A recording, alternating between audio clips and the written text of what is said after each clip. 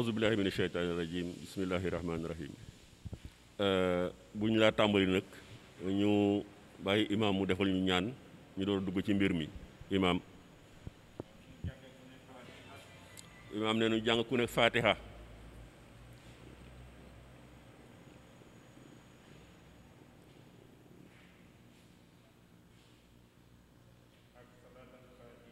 ak salaat al fatihi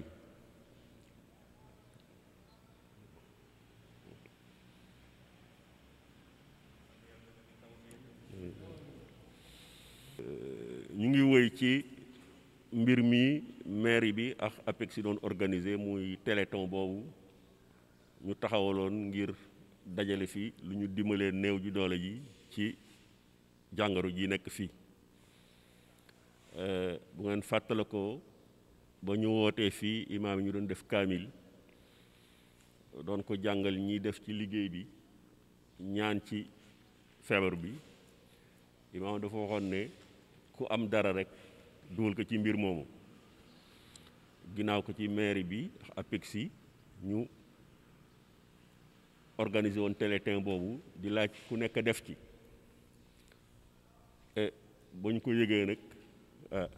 ñun sunu biir ñu ne nañu dajale lu ñu def ci mbir mi yàlla dafa def nag bi dajale bi mu laa mat fekk na mbir ma ñu clôturer ko mais ñu noon quand même nañ ko wéyal ba mu matee ñu dajale ko teg ko ci loxo imam mu jébbal ko ñi doon organiser mbiru moomu ñu boole ko ci yi ñuy séddale loolu moo ñu fi dajale tey waa mairie bi ñëw nañu Abdou Naar a ngi nii waa APEX ngi nii Abdou Naar bu nga ànd Abdou Aziz donc loolu ñu fi dajale tey imam a ngi nii saltige Omar a ngi nii président Ngagne président Papa Yili ak lenn si ñun ñu nekk fii nekk ci liggéey bi et lii ñu dajale yi nag xeeb nañu ko valeur u à peu près 2,8 millions la muy produit yi nekk nii ak benn enveloppe bu def xaalis xeeb nañ ko loolu nag waaye nag lii dama yaakaar ne tàmbali la rek téléthon bi ar jeex taxul nit ñi arrêté lu waay am rek na indi bu ñu ko dajalee jox ko ñuy séddale ñu séddale ko fii ba yàlla di ñu tàggaleex mbas mi léegi xam naa bu ñu laa sori ci wax bi damay bàyyi Maodo rek mu détaillé leen lii ñu dajale fii ngeen xam ko bu ñu paree nag bàyyi waa mairie bi APEX yi ñu sànni si ay kàddu waa coutume bi sànni fi ay kàddu comme ñoom ñu ngi toog avant que imam dañu ñaanal tëjal ñu. comme ni mu ko waxee rek li ñu fi yor nii ginnaaw xaalis bi madaar la madaar javel ak madaar liquide savon daal madaar savon couscous marocain savon yoo xam ne nii mooy savon yooyu ñu digle médecin yi digle ne moom nañ koy lañ koy raxasoo ay keek ak am ndox am na yeneen sam yu ñuy séenu incha allah suñ ci jotee rek dana ñëw dañ koy bañ a tudd te jotaguñu ko waaye incha allah buñ ci jotee rek danañ ko indi ni ko président waxee rek valeur u 2,830 la valeur u 2,830 mbir maa ngi noonu 80 000 la xaalis bi ci enveloppe mu ngi ne la ci président Ngagne Ndiaye 780 000 la waaw dina ci delluwaat buy kii aouzu billahi min asheytan rajim bismillahi rahmani rahim la hawla wala quwwata illa billahi al aliyyil azim asalaamaaleykum wa rahmatullah kilifa yi ñu ngi leen di nuyu ku nekk si turam ak santam di leen jox seen wàccuwaay di yëkkati nuyoo bi di ko teg si loxo imam ratib nga xamante ne mooy kilifa jotaay bi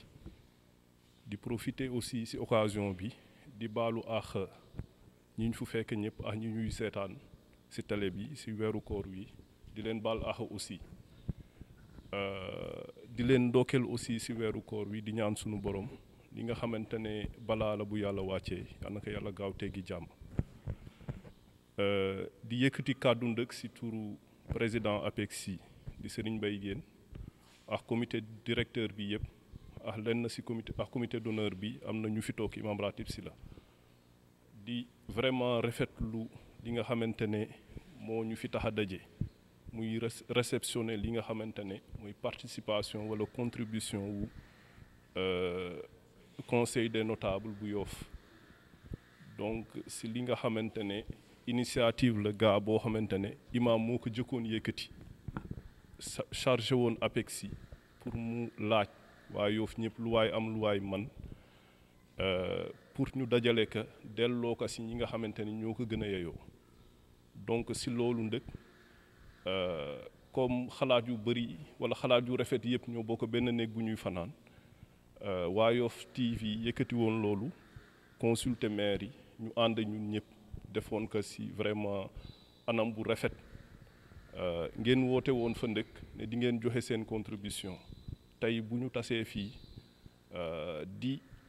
jot wala nangu loolu dañ si sant suñu borom parce que bari na nit ku yéene def dara te yàlla deful mu antu donc loolu dañ koy delloo cant googu delloo ko suñu borom li ñu jot a jot ndëkk président wax na ko sànq joxe nañ ko barki démb muy mercredi donc joxe nañ ñi nga xamante jeudi autant pour moi quartier bu nekk quartier traditionnel yi jox nañ leen ku nekk 28 kits Ndioufène Sicap Layène ak Genta jox nañ leen ku nekk 12 kits cité APEXI yi ku si nekk am na quartier yi fa nekk ku nekk am na 8 kits ak waa Terme Nord donc lii bu ñëwee rek dañuy continuer liggéey boobu donc di si dalal seenam xel di si profiter aussi si kanamu kilifa yi di leen ñaan ngeen ñaanalal ñu ñi nga xamante ne ñooy les autorités municipales donc di le maire Abdoulaye Diouf Sarr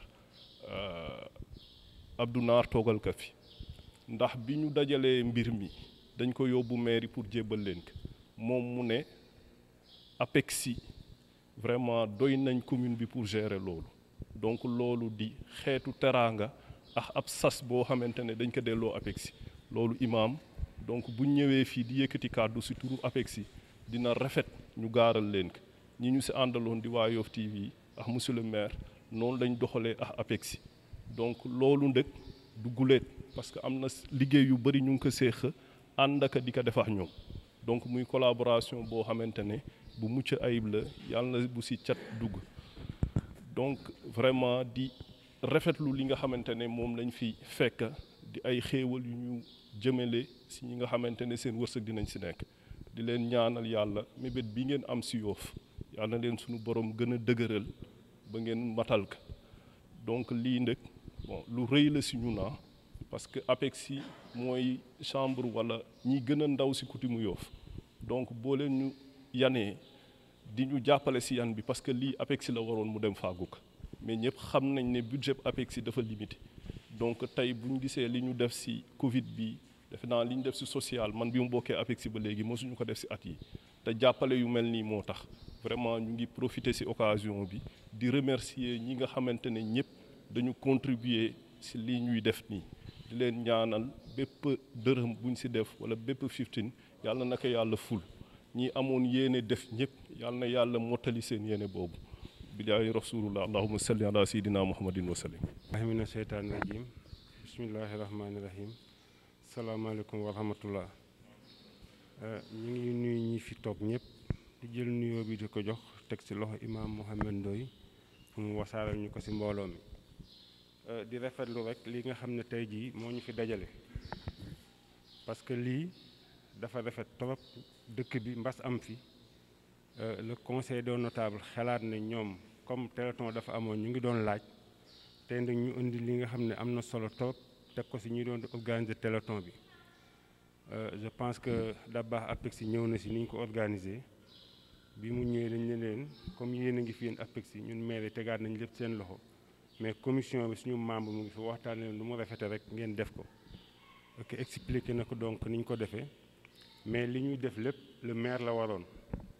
parce que maire moo fi nekkal les populations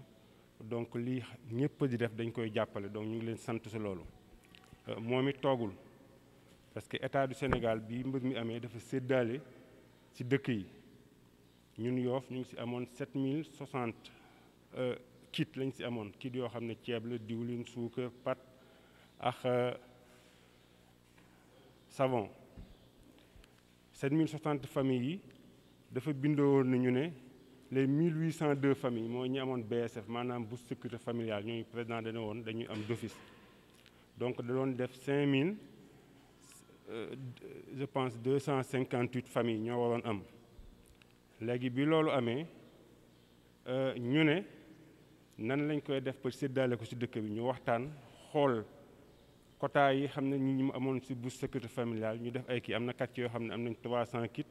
ñii am nañ 250 ça dépend ba Yoff gépp parce que Yoff dañ calculer c'est la commune mooy de Terme Nord à Diamalaye ñëpp ñoo ci bokkoon loolu tamit ñu monté ay commission ne commission yooyu dëkk bu ne maanaam commission bii xam ne commission communale bi la imam ratib da ci bokk maire bi da ci bokk le préfet da ci bokk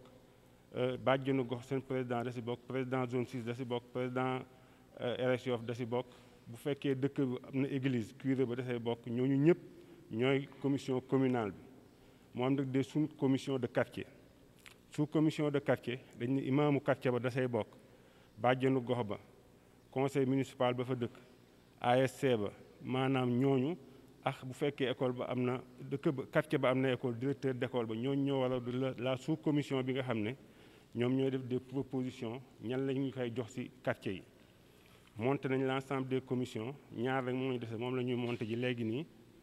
pour mu gën a am transparence parce que dañ ne waa Ndenaat yéen a gën a xam ña fa nekk seen commission nañ liggéey defal ñu ndëkk liggéey bu set boo xam ne bu ñuy jox sang dañuy def sanandiir def numéro carte d'identité def téléphone ma yëpp parce que ay contrôle da ci am moo tax yàlla def na bi ñu ko defee yëpp jaar na yoon incha allah ñu ngi xaar donc retour quartier ñu indil ñu ko maire na nag man léegi du ma yem foofu comme état joxe na damay xaar état ba mu joxe ba pare ñu ñëw Ndenaat ñu ne kat waa Ndenaat yéen seen liste d'attente amoon ngeen maire ne man dinaa dolliwaat 150 familles ba baal leen ma man damay fàtt si kii ba waaye fa ma dindu maire ne dinaa yokk yeneen 150 familles nan lañ koy yokkee war nañ réceptionner léegi 130 tonnes de riz 2600 grosses de sucre ak 2600 huile yu 5 litres maire ne man it bu waa Ndenaat pare ñëw ne Ndenaat ma jox exemple parce que man naa xam naa la fa xew am nañ 160 si bourse familiale damay joxe un exemple am 325 si ñi war a am Covid bi donc soo ko boolee actuellement day doon presque 475 si je me trompe pas maire ne dinaa si dolliwaat waa Ndenaat 150 dama ne waa Ndenaat bu fekkee am nañ 600 familles ñu jox leen ña fay manqué du bari mais nag day fekk ñu jaaral ko yoon wax lan mooy famille ak kan la ñuy jox et tout da nga may permettre comme ñu ngi si télé mu expliquer pour nit ñi gën a mu leer si ñi may leen bu fekkee da ngeen ñëw Ndenaat ne Abdou Naar Mbeng dafa am bind sama ñaari soxna yàq ngeen ñetti kit parce que Abdou Naar ngeen war a jox moom moo xam ne muy joxe ay soxnaam donc bu ñu ko xoolee noonu wala ñu ne par exemple ñi xam ne yàlla dimbali na leen ñu am lu ñu jënd ceeb wala lu ñu jënd diwlin boole ñu leen si xam naa ne quartier bu ñu dem bu fekkee ay ñu dul famille yu dul am tamit du doon lu bari donc noonu lañ ko bëgg a liggéeyee ba nga xam ne tey dinañ laal sensibilité bi yëpp ba pare maire na tamit fekk Korité bi mu ngi préparé donc ay ndimbal yoo xam ne dina jël l'ensemble des dignitaires de Yoff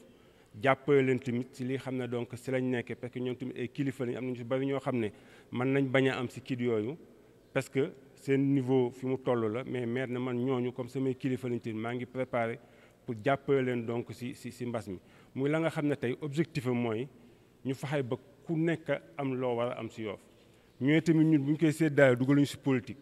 dugaluñu si dara c'est pas les politiciens qui vont partager comité yi ñu mettre sur place ba mu exister par au niveau des quartiers bu ñuy dolli waat na 500 kii wala 150 ñoom lañ koy jox ñoom parce que ñoo xam tamit ñan ñoo amul ñu jox leen ko donc tey loolu si liggéey boobu la ñu ne moo tax bi mbir mi ñëwee ñu ne président Dabakh ñun liggéey bi ñu yor ñu ngi si travail te dafa bari te APIX Yoff la fi nekkal ñun si Yoff la ñu bokk di ñu jël lépp jébbal leen ko donc moo tax ñoom ñu jébbal leen ko ñu def si liggéey bu am solo mais nag dañ ne il faut tamit quartier yi xool ne état joxe na téléthon bi joxe na maire du joxe ñu fexe ba ay doublon bañ a am parce que tey bu ñu ñëwee ndenaat ñu jox leen seen yeneen 23 yi leen APEX jox xaw ma 28 nañ ko boole si liste bi ñu amoon fa ñu yem nag maire départ fa dem pour ñu xam ne Baye Amary Ndoye mi nekk Tongoor tey bu ko maire yi joxee téléthon bi jox ko état jox ko am na ñetti kit te kenn mu ngi fële amul donc noonu la ñu organisé woo daal incha allah on attend donc état bi xam naa dans la semaine dinañ ñëw parce que choisir nañu les sites yi xam ne moom la ñu war a def dund boobu ñun tamit suñu bos mu nga sa terrain football ba ñu ngi ko fay wàccee xam naa actuellement nii loolu lépp dañu bëgg a xaar ba état comme ni mu wax bu joxee ba pare rek pour ay doublon bañ a am ñu xaar fi mu yem ñu déparé foofu pour dem incha allah donc ñu dinañ touché waa 2600 familles yoo xam ne dañ ko yokk ci état bi je pense que donc bu fekkee am nañ 7060 à 2600 on aura presque 9000 et quelques familles au niveau de la commune yoo xam ne donc nañ leen jàppale comme ni ma wax ceeb diwlin ainsi de suite donc bu ngeen dollee lu mel ni def ko donc dañuy wax ne Abdoulaye Diouf Sarr le maire de Yoff mu ngeen ko defal mais mu ngi sant ñëpp di gërëm ñëpp di wax ne rek mu ngi leen dénkaat boppam di wax ne imam lu ñu ko mën a ñaanal ñu ñaanal ko ba yàlla defal ñu mbas mi mu gaaw génn fi parce que tey jii comme ni ñu ko wax la situation devient critique mais comme ni ñu wax nañ fexe ba les mesures barrières yi nga xam ne donc am na ñu lii ko may profiter di si wax ne ñu lancé waat un appel à la jeunesse parce que dama ne bu fekkee dañu couvre-feu 20 heures c'est pas dañuy punir pour leneen mais dañuy punir mën nañu wax ne punir ñu sax mais dañuy dugal ci kër yi pour donc mbas mi xam ne moo am bañ a law donc jëlaat nañ ay mesures au niveau du marché defe naa dégg ngeen le préfet Dakar li mu si wax léegi ñu fexe que altine ñiy jaay par exemple ceeb ñiy jaay dund jaay talaata ñi jaay àllarba ñi jaay dund ñëwaat alxames ñi la jaay ajjuma ñu def ko noonu samedi dimanche ñu fermer les marchés donc réunion bi ñu def réunion démb loolu la préfet wax parce que gis nañ ne kii bi presque contagion bi ci marché yi la gën a gaawee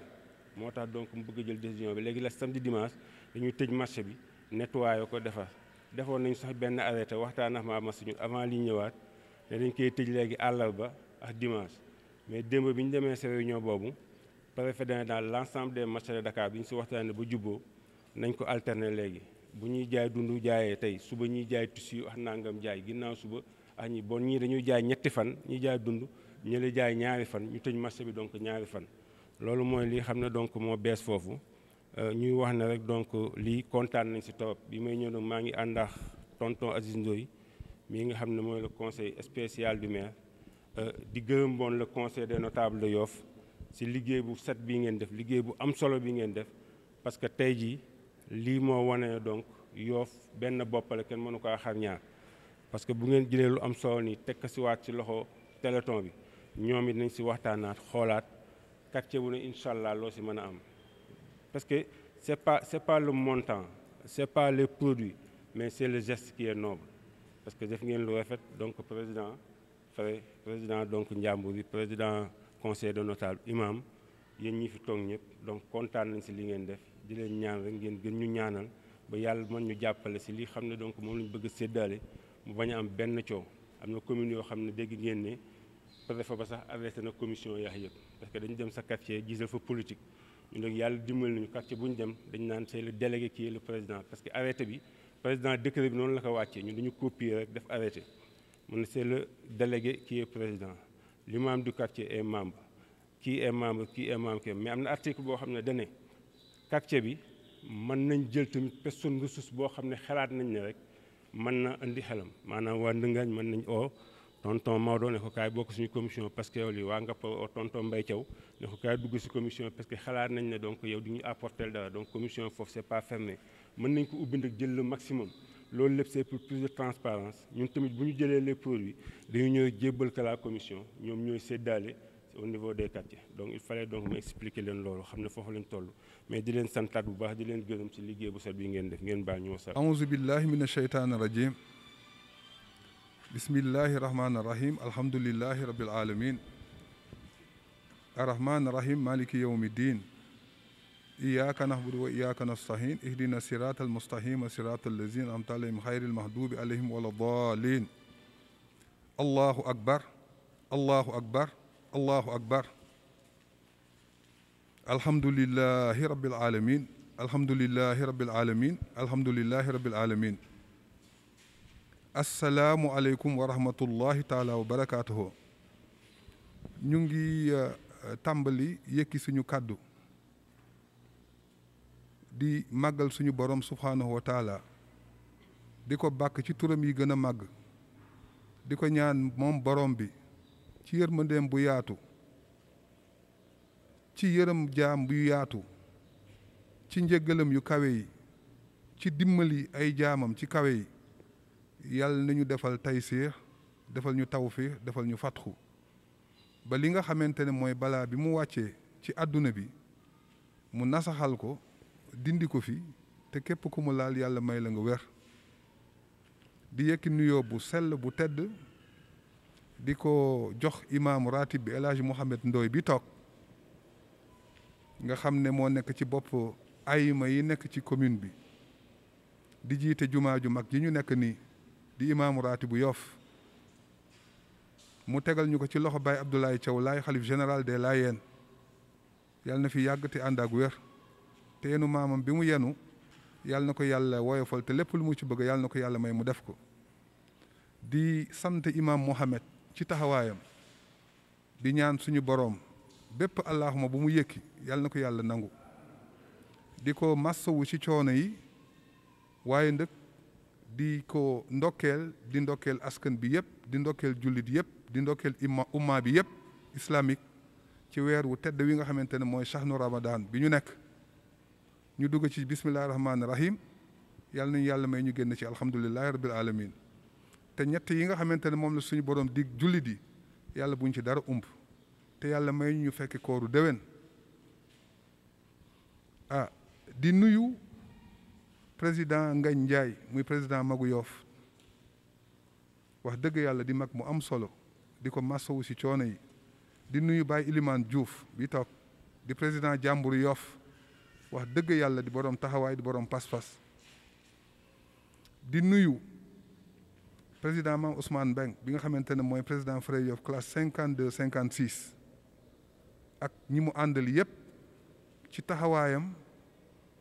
ak pas-pasam ak taxaw ci lépp loo xamante ne Yoff daf ko soxla ñoom ñi nga xamante ne ñooy gérer Yoff au quotidien waaye nag di beral nuyoo mu jeelu ma ko de suñu ministre Abdoulaye Diouf Sarr ministre de la santé et de l'action sociale maire de la commune d'arrondissement de Yoff nga xamante ne Abdou Naar Mbeng bi toog di premier adjoint wax dëgg yàlla taxaw ci wetam taxaw ci maire bi comme newu fi taxawaay boobu mucc ayib action yi ñuy def yëpp population yi nga koy gis kon ñu ngi koy ñaanal Abdou Naar yàlla may ko kàntan waaye nag di massawu monsieur le ministre ku ne xam ne yan bi diis na dem ba ñu ngi koy xool muy def période bi muy def dans le sud du Sénégal waaye nag li ëpp solo mooy li nga xamante ne moom la yàlla wàccee ci dëkk bi muy Covid 19 nga xamante ne les personnels de santé dafa am ay mesures yu ñu jël te pandémie bi képp koo xamante ne yaa ngi yeewoo ci réew mi di ak nit sa xel war na sori te ndëkk mesures yi nga xamante ne moom la personnel médical bi édicté dañ ko war a respecter à la lettre mesure de sécurité yi mooy distance yi ñu war a respecter port masque bi dafa war a nekk une obligation nit ñi seen mobilité dañ ko war a wàññi ñu ngi saluer di rafetlu taxawaay bi nga xamante ne moom la son excellence monsieur le président de la République Macky Sall jël ak les autorités administratives ci marché yi ak ci couvre-feu bi ak ci état d'urgence bi loolu bi mu amee jël nañu ay moyens yu am solo pour soulager population yi nga xamante ne ñoo gën néew doole waaye loolu aussi nit ñu expliquer noonu lañ koy gérer leer na transparent jamono bi ñu nekk jamono transparent jamono visibilité la alors donc nit ñi nag il faut ñu bàyyi xel mbas mi tàmbali na tey jii la am 2 mois ci Sénégal bi ñu ko déclaré ak léegi ñaari weer du ñaari fan am na ñu bari yoo xamante ne lor na leen même bu leen duggul te ndëkk économie bi sur le plan mondial et sur le plan national dafa taxaw kon li nga xamante ne moom la ñuy dajale nañ ko yaxanal te ku ko jot ñu bañ yàq nit ñi ñu bàyyi xel parce que mbas mi kenn xamul fu mu jëm ñu ngi ñaan dëkk imaam a ngi ñaan ñëpp a ngi ñaan pour yàlla wàññi ko kon nit ñi nañu bàyyi xel ci li nga xamante ne moom la état bi édicté personnel administratif yi nga xamante ne ñoo ne ci maire yeeg préfet yi ak gouverneur di ko arrêté kon ñu dellu waxaat aussi que couvre-feu bi xale yi nañ ko respecté ku leen a sangul sa taar la bëgg nañ ko respecté bu baax respecté ko mooy ki nga xamante ne moo jiite santé au niveau national di Abdoulaye Diouf Sarr ñu koy masawaat au passage dañ ko war a sagal suñu bopp respecté li nga xamante ne moom la ñu wax. Deuxièmement couvre-feu bi wax dëgg yàlla war nañu fexe ba 19h ku nekk dem toog borom kër bu ne jël say responsabilités ca njaboot ñu mën a toog ñu ngi sant yàlla bu baax suñu borom li nga xamante ne nag moom la conseil de notable bi dajale fii tey ñu koy teg ci loxo imam Yoff a ngi fi daje ñu ngi nuyu képp koo xamante ne yaa ngi yeewoo Yoff takk ndoom bu tànk ñu jiite si El Hadji Babacar Mbeng doyen de la collectivité yàlla na yàlla féex fanam lii am na solo yëf yi ndëkk jàppal ma jàpp la góor gi ndëkk doon na wax ne ab dëkk boo ci newee lépp loo xam ne dañ ciy yëngatu soo si mënee def ci sa doole soo mënul defal sa xalaat soo mënul teewal soo mënul ñaanal donc ñi nga xamante ne def nañ ci si téléthon bi ñu ngi leen di sant di leen gërëm di nuyu président APEXI Serigne Mbaye Diène Abdou Aziz Sy Dabakh Thiaw représenté ko fii taxawaayu APEXI duñ ci delluwaat APEXI Yoff bu doon jëmm APEXI mooy xol bi maire bi aussi wax dëgg yàlla liñ koy administrer delloo nañ ci wàllu coutume bi delloo nañ ci wàllu association yi delloo nañ ci lépp commune bi yaatu na Ngor virage la ba Jàmmalaay géej la ba Saint-Lazare waaye commune d'arrondissement bu Yoff la donc bu ñu séddalee ci sur le niveau communal am na solo waaye bu ñu séddalee sédd ci waa Terme Nord sédd cité nouvelle yi loolu dafay am solo parce que Terme Nord imaam ngi koy wax sànq ci Yoff lañ bokk partie intégrante fi lañ doon jullee fi lañ doon defee lépp te bi ñuy woote liggéey yi fi am ñëw nañ bu fiy joxe seen participation kon commune bi ñëpp bokk ndey bokk bàyyi Yoff ndëkk ñu ngi ñaan yàlla suñu borom mu tàppe xol yi dàq fi seytaane dolli juboo ñu ngi saluer au passage média yi nga xam ne ñoo fi nekk muy Yoff Média Info taxawaayam ci mbir mi am na solo ñu ngi nuyu Yoff Média Info di nuyu Yoff mbooloo di ñaan yàlla suñu borom yàlla neen yàlla defal jàmm te lépp lu ñu yéene seen média yi yàlla defal leen ko ñuy sant ñëpp di gërëm ñëpp di baalu àq ñëpp di ndokkeel ñëpp di ñaan yàlla suñu borom subhanahu wa taala mu defal ñu taysir defal ñu tawfiq defal ñu fatxu te xam ne dëkk bi ñun ñëpp ko bokk su baaxee ñun la baaxal su yàqoo ñun la baaxal toll ci ndëkk def ci am na solo kon ñu ngi sant ñëpp di gërëm ñëpp di ñaan yàlla mu may ñuy dund ba déwén te mbas mi yàlla jële ko fi te yàlla sàmmal ñu suñuy njabooti biir sàmmal ñu suñu njabu biti suñu doom yi nga xamante ñoo nekk à l'étranger yàlla dool leen musal ñëpp na ci mbir mi teraanga yu am solo te am na ay action yoo xamante ne mu ngi koy def ci li nga xamante ne mooy plante yi ak Covid bi donc loolu muy def yàlla na ko ci yàlla may ndam ñu ngi jéggalu ñëpp di baalu ak kaddu yi ñuy yëkkati kaddu yi cant la ak ngërëm bi ci tegu kaddu yi ñaan lay doon cant gi mooy ñu ngi sant yàlla tabaraka wa taala mi ñu boole ci jataay bi muy jataay yu yiw di sant képp koo xam ne dugal nga ci sa loxo ba lii mën a am ñi ci andi seen xalaat ñi ci def seen alal ñi ci def seen doole ba li am yal na yàlla fay leen yiw te yàlla du ko neenal sunu borom tabaraka wa taala dafa wax ne fa man yaamal misqaala darratin xayran yara képp ku def lu tolloog diisaayu peppu zarra daal boo ko doon xool comme peppu suuf rek ci waxin ku def lu toll noona ci lu baax di nga gis payug jëfam kon ñu jël seen alal di ko dimbalee way néew doole yi yal na leen yàlla fay yiw ñu def ko ci jamono boo xam ne it jamono bi gën ci saraxe la bokk weer yépp baax na di saraxe waaye weeru koor da ci raw yonent bi sallallahu alayhi wa sallam dafa wax ne afdalu sadaqatin sadaqatun fi ramadan sarax bi gën ci sarax yi mooy bi nga def ci weeru koor kon day mal ni rek d'une pierre deux coups ci benn xeer nga jam ci ñaari rab kon fa tabarakallahu ñooñu yal na yeneen yàlla fay ah li ñu ci dolli mooy ndimbal la te ndimbal ña ko gën a yeeyoo mooy way néew doole yi ak ñi nga xam ne xañ nañu leen seen liggéey man daal loolu laa leen di ñaax nanu fexe ba ñi gën a sonn jot ak ñi nga xam ne ñu ngi woon seen liggéey natt bi ñëw ba mënatuñoo liggéey bu ñu ci yotee daal dafa mal ni rek kon matal nañu suñu liggéey kon ñu ngi gërëm ñëpp di sant ñëpp autorité municipale yi autorité coutumière yi autorité religieuse yi ñëpp ñu ngi leen di gërëm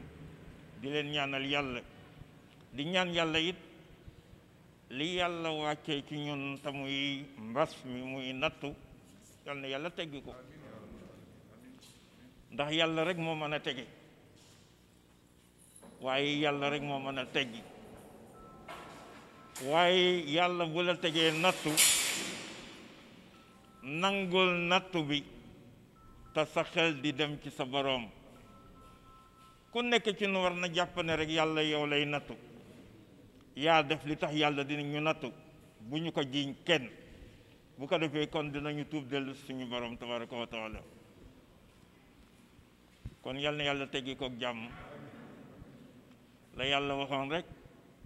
wala nabluwannakum bi cheyin min alxawfi waljuuci wa naqsi min alamwali wal anfusi wa tamarat wa bashiri sabirin alladina ida asabathum musibatun qaalu inna lillahi wa inna ilayhi rajiun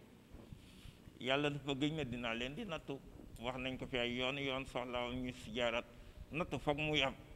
waaye nattu bu ñëwee da nga muñ tey ñaan yàlla teggil la ko jàmm ay ñuy ñaan it ay ñi nga xam ne ñooy saytu mbir mi yàlla may leen wér ak kàttan moo xam président la moo xam ministre de la santé te bokk ci noonu taxawaayam yal na yàlla gën ko dëgëral yàlla may ko ci ndam loo xam ne ku fi mas a jaar fii département bi mas loo am ndam boobu yal na yàlla may ko wér ak kattan ak xel bu mu taxawee mbir mi ba mbir mi sotti ci jàmm ah waram xam-xam yi nag li ñuy digal ñu góor-góorlu sàmmanteeg ndigal yooyu ndax boo xamul laajal ko xam ki xam nag bu la digalee jëfe loolu mooy lan fasalu ahla zikri in kuntum la taalamuun laaj leen waroom xam-xam yi bu ngeen xamul autorité ndég yi lu ñu digal suñu njariñ lay doon waaye lu ñu tere it buñ ko bàyyee moo gën ci noonu bu ñu waxee ne teel leen tëdd teel leen fatuwoog 20 heures ku nekk na dugg sa kër moo gën ñuy di leen di défier di xëccoonteeg ñoom kon njaboot gi ñuy seetaan ñu ngi leen di ñaan ku daan dox ginnaaw 20 heures góor-góorlu nga delluwaat sa kër moo gën ngay xëccoog say kilifa ndax loolu du njariñ geste barrière yi raxasu geeg takka masque boo demee ba dellusi di raxasu loolu bu la ko kilifa waxul sax yow yaa si war a jiitu ci sa bopp ñu ngi ñaan nit ñi daal ñu tënku si li nga xam ne kilifa yi loolu la ñu sant di ñaanal ñépp nag jàmm yal na yàlla def jàmm ci dëkk bi ndax jàmm bu amul kenn du tal dara benn mag dafa daan wax ne ku ne boo xëyee ñaanal jàmm ndax jàmm bu amul lu waay yëkkati woon diñ ko teg ba kat jàmm di am fi mu ne gis nañu ne activité yëpp daanaka taxaw nañu ñi waroon a liggéey yeneen i liggéey talatuñu ko ñu ngi ci mbir mi moo tax fu waay nekk rek nay ñaan joxe nañ fi ñaan yu ne yooyu ndëkku mën a sàmmanteeg ñoom de ko def muy salaamun qawlan min rabbi rahim ñaar fukk ak juróom-ñett boo xëyee nga def ko laa ilaha illa anta subhanaka inni kuntu min az-zalimin muy ñaanu yont yàlla yunus mooy ka jën wa woon noonu yàlla nee na bu dul woon li mu nekk ci biiru jën wi di ma sabbal fa laa koy bàyyi ba bés pénc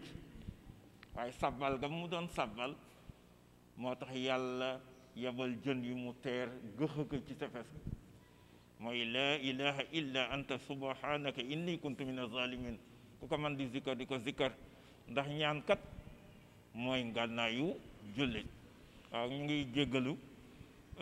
di ñaan yàlla teggal ñu mbas mi te di delluwaat di gërëm ñi nga xam ne def nañu seen alal ak seen kattan ba lii mën a am waaw bu nu ko mënoon ñun ñoo koy jéggal suñu bopp joxe waaye mbir tiis naqar bu wàccee ñëpp bokk ko dina oyof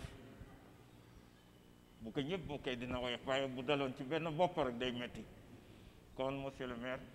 yal na yàlla yokk seen sutura yal na yàlla jàppale leen li ma koy wax toujours seen ndam mooy suñu ndam waaye bu ngeen amoon defet it sunu defet lay doon waaw kon yal na yéen yàlla defal ndam lépp lu ngeen sonjaan muy njëriñul dëkk bi yal na yàlla may leen si ndam wasalaamu aleykum wa rahmatullah waaw ñu jàng ku nekk fatiha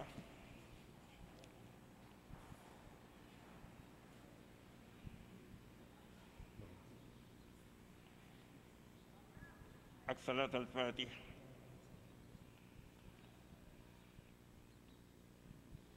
اللهم تقبل منا إنك أنت السميع العليم وتب علينا إنك أنت التواب الرحيم يا عزيز يا غفار يا رحمن يا رحيم يا رب العالمين يا ذا الجلال والإكرام يا حي يا قيوم يا قادرا يا مريدا يا قائما بنفسه هذا مرض جديد فكنا من بأسه يا قادرا يا مريدا يا قائما بنفسه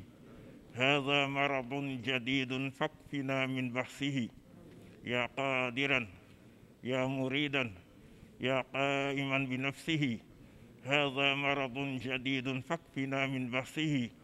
بسر محمد بشر لا كالبشر بل هو ياقوتة بين الحجر سبحان ربك رب العزة عما يصفون